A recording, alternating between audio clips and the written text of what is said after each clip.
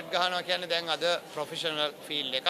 අපි ක්‍රිකට් ගහන කාලේ බාගෙට ප්‍රොෆෙෂනල් තිබ්බේ. ඊට පස්සේ අපි වර්ල්ඩ් කප් එක දින්නන් පස්සේ 100% ප්‍රොෆෙෂනල් නෑ. මොකද මම මගේ මුළු ක්‍රිකට් ජීවිතේ ක්‍රීඩා කරද්දී හැට් නැෂනල් බැංකුවට වැඩ කරා. මම සෙමි ප්‍රොෆෙෂනල් කෙනෙක් විදිහට තමයි ක්‍රීඩා කරේ. හැබැයි මම පෞද්ගලිකව හිතනවා රටේ නීතියක් තියෙනවා නම් අපි රටේ නීතියට ඔළුව නවන්න ඕන, හිස නමන්න ඕන. එතකොට රටේ ටැක්ස් එකක් අපිට ගෙවන්න තියෙනවා නම් මම හිතන්නේ අපි නීතියට එකඟ වෙලා ඒ නීතිගරුක වෙන්න ඕන කියන එකයි මගේ පෞද්ගලික දැක්ම.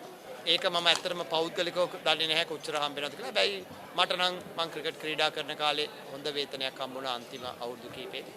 දැන් විනිශ්චයකාරවරයෙක් හැටියට වැඩ කරනකොටත් මට ඉතාමත් හොඳ වේතනයක් හම්බ වෙනවා. මම හිතනවා ජීවත් වීමට හැකි වේතනයක් ක්‍රිකට් ක්‍රීඩාවෙන් ලබා දෙනවා. මම හිතන්නේ ක්‍රිකට් ක්‍රීඩාවට එන ක්‍රීඩකයන්ගේ ප්‍රවණතාවය නැත්තම් ආසාව නැති වෙනවා කියලා.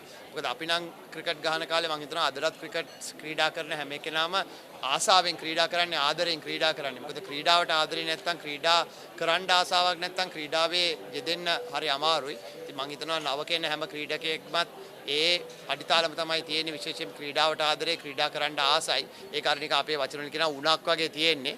ඉතින් ඒ උණ තියෙන හැමෝම ක්‍රීඩා කරන්න කැමතියි. මම දකින්නේ නැහැ, මම හිතන්නේ නැහැ අලුතෙන් එන ක්‍රීඩකයෝ, නව ක්‍රීඩකයෝ ක්‍රීඩාවෙන් අයින් වෙයි කියලා. හැබැයි මම දකින්නේ ඒක වැඩිවීමක් මිසක් අඩුවීමක් නෙමෙයි. දැන් ඉස්සර නම් කොළඹ හා ප්‍රධාන නගරවල විතරයි ක්‍රීඩකයෝ එළියට එන්නේ. දැන් හැම ගමකම බැලුවොත් ශ්‍රී ලංකාව නියෝජනය කරන්න නැත්නම් ඒ පන්තියේ ක්‍රීඩා කරන්න පුළුවන් ක්‍රීඩකයෝ බිහි වෙලා තියෙනවා. ඉතින් මේක හොඳ කොන්සෙප්ට් එකක් විදිහට මම දකින්නේ.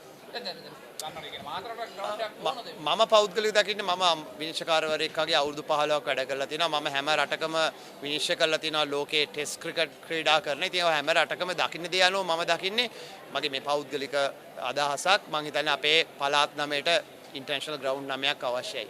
මම දකින්නේ. ඉතින් ඒක කොහොමද කරන්නේ කියන එක මම හිතනවා අනිවාර්යයෙන්ම අපේ ශ්‍රී ලංකා ක්‍රිකට් එකට ඉතාමත් හොඳ දැක්මක් තියෙනවා. ඒගොල්ලෝ ඉස්සරහා අනාගතය බලලා කලින් හිටපු ශ්‍රී ලංකා ක්‍රිකට් එකේ නායකත්වය නැත්නම් ඒ හිටපු බෝඩ්ස් වල මම අනිවාර්යයෙන්ම මම දකිනවා යම්කිසි සැලැස්මක් තිබ්බා කියලා. ඉතින් සැලැස්ම අනුව තමයි වැඩ කරන්නේ. ඉතින් ඕකට එක එක කතා ඕන කෙනෙකුට ඕන විදිහකට කතා කරන්න පුළුවන්. හැබැයි මම පෞද්ගලිකව දකින්න රටේ ක්‍රීඩාව නම්වන්න නම් පළාත් 9ටම ටෙස්ට් ග්‍රවුන්ඩ් 9ක් අවශ්‍යයි.